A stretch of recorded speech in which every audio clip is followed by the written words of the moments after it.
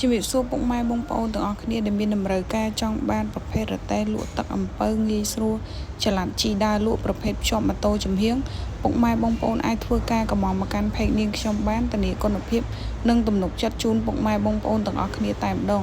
សម្រាប់ខណៈនេះបងប្រុសបងស្រីគាត់បានធ្វើការកម្មតែរទេះទេម៉ូតូជាម៉ូតូខាងគាត់ដែលគាត់អញ្ជើញមកពីខាងចោមចៅយកម៉ូតូមកចាប់ដល់ទីតាំងតែម្ដង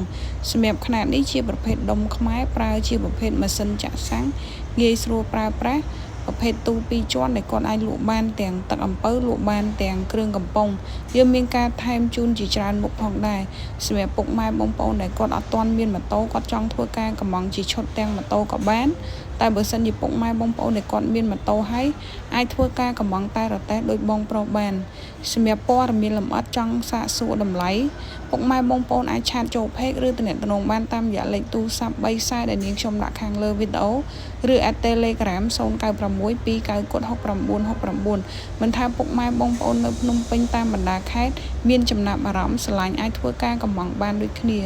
សម្រាប់ទីតាំងនាងខ្ញុំនៅភ្នំពេញ location នាងខ្ញុំដាក់ខាងលើវីដេអូដូចគ្នា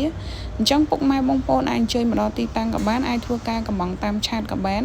អាចដាក់ផ្ញើបាន25ខេត្តក្រុងអរគុណ